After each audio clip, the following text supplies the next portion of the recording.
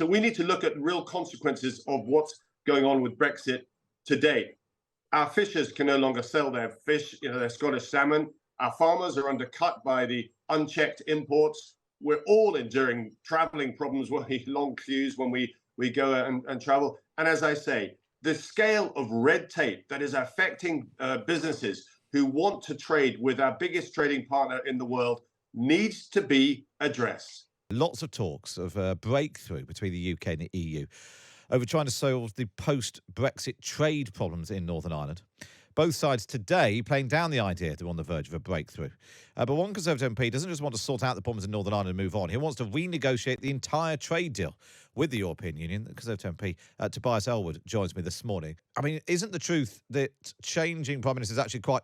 it's almost quite a lot easier than completely upending and reopening the entire trading relationship with the EU?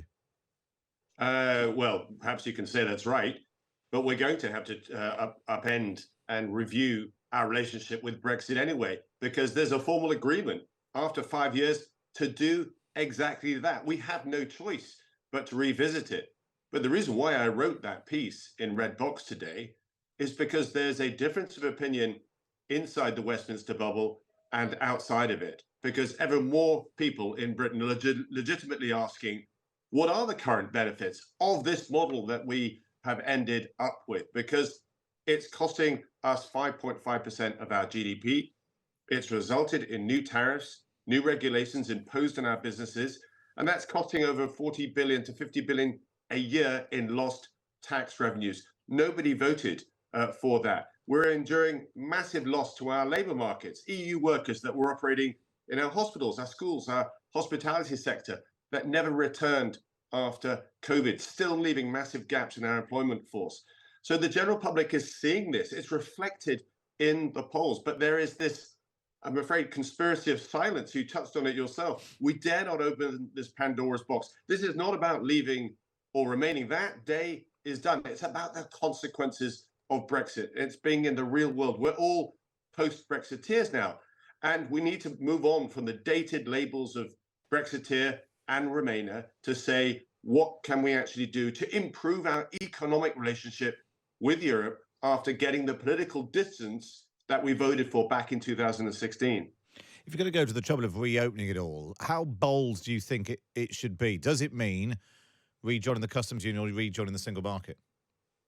Well, I could jump now and say, yes, we should do X, Y, or Z.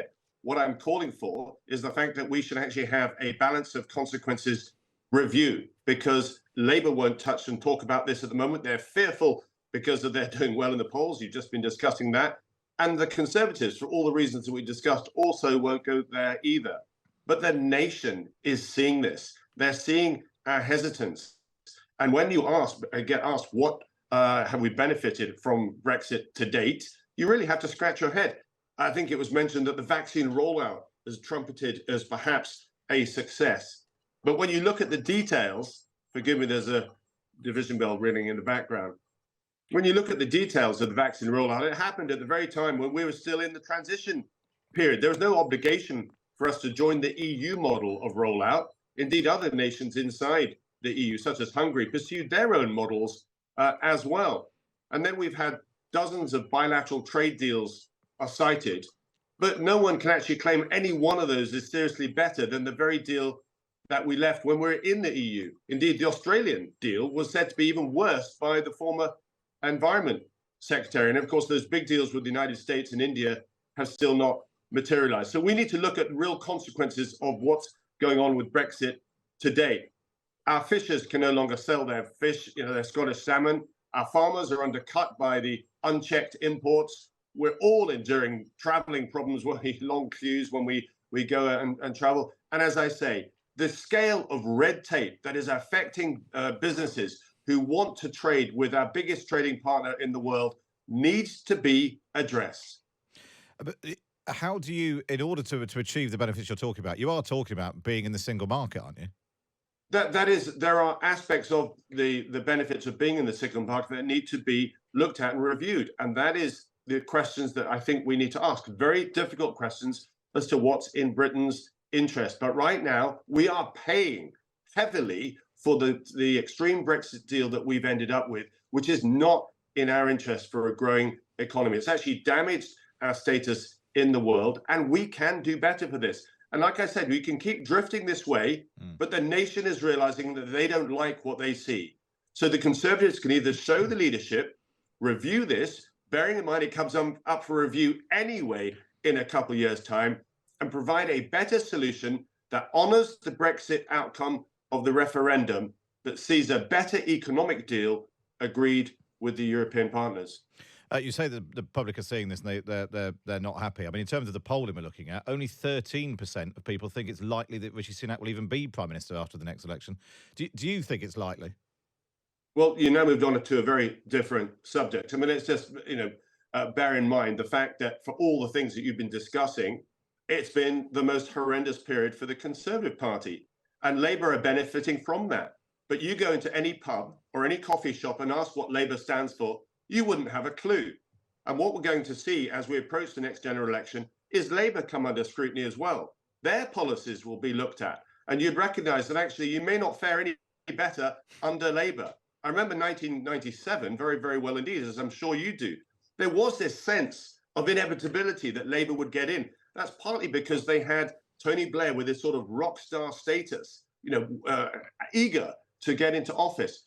These are different circumstances. Keir Starmer does not command the same, performance and indeed impression across the country, as Tony Blair did. So we now have Rishi Sunak. He's now, settled the ship completely. We're looking at the bigger policies. I don't doubt the scale of challenge that we have today, but we've got a couple of years to settle down so that we've got policies, and the polls will start to close, and then we've got a fighting chance of actually winning.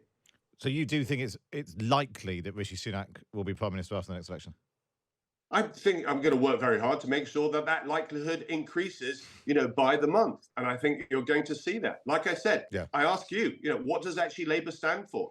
When you probe on them to do, let's say, the big issues at the moment, which is the public sector disputes, they don't come out with any better models for financing the nurses, for example. They actually more or less agree with what we're saying. But that's not highlighted by, the media. So we get the criticism. Well, I mean, Labour get the benefit for the moment. I mean, I would say we do ask Labour people all the time what they would do instead. All I would point out is 72% of people think that Rishi Sunak's handling the strikes badly, and 78% say he's handling the NHS badly. So I mean, ultimately people make their judgment. Have you ever known so many of the public sectors conveniently going on strike all at the same time? Yeah, it was about 10, 11 years. This is about a coordinated. About 10, 11 years ago, when the Conservatives were still in power, the same thing happened again. It's not that. I mean, anyway, let's not get bogged down in strikes because you came on to talk about Brexit. We appreciate your time this morning. Tobias Ellwood, thanks for joining us.